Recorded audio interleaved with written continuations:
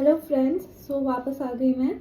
आज मैं बात करने वाली हूँ महाजनपद के बारे में।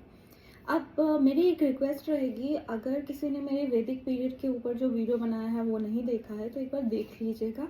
उससे थोड़ा वैदिक पीरियड के बारे में आपको आइडिया हो जाएगा। वैदिक पीरियड एंड होता है 600 BCE में। तब तक आयरन एज आ चुका था। तो आयरन एज आने के बाद फॉरेस्ट को क्लियर किया जाता था, काटा जाता था और सिविलाइजेशंस बनाए जाते थे। अब उन सिविलाइजेशन को हम महाजनपद बोलते हैं। महाजनपद एक्चुअली इंडिया में 16 जगह पे थे, लेकिन हम 4 इम्पॉर्टेंट वाले पढ़ेंगे। जैसे कि पहला है अवंती, दूसरा है कोसल, तीसरा है वत्स और फोर्थ है मगध। ठीक है, तो अवंती के बारे में पहले समझने की कोशिश करते हैं। तो अवंती में क्या था, उन्होंने 2 पार्ट्स में डिवाइड कर दिया था अवंती को, जिसमें कि नॉर्दर्न रीजन का कैपिटल था उज्जैन और साउदर्न रीजन का कैपिटल था महेशमती।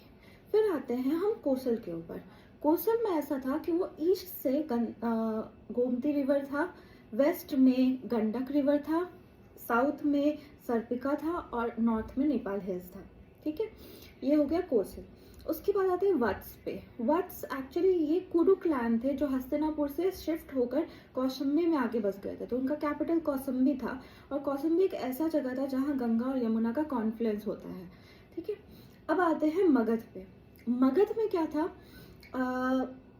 आप देख सकते हो मगध एक्चुअली जो करंट पटना और गया है उस डिस्ट्रिक्ट को कवर करता था। जैसे कि और उसमें कैसे था, वो अंगा और वत्सा के बीच में वो मगध था। ठीक है, तो मगध में और एक चीज और समझने की जरूरत है कि उसका कैपिटल था राजगीर। ठीक है, अभी का राजगीर, पहले उसको राजगृह बोला जाता था। तो राजगीर उसका कैपिटल था। ये हो गया चारों के बारे में। अब मगध सबसे पावरफुल स्टेट निकला, महाजनपद निकला आफ्टर ऑल। तो जब मगधन एडमिनिस्ट्रेशन स्टार्ट हुआ तो फिर रूलर्स आए। तो जो मगधन एडमिनिस्ट्रेशन है वो अगले वीडियो में मैं आपको बताऊंगी।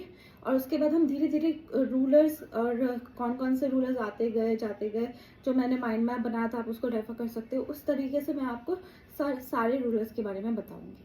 आई होप आपको पसंद आया हो। Please like, share and subscribe, it's a request. Thank you.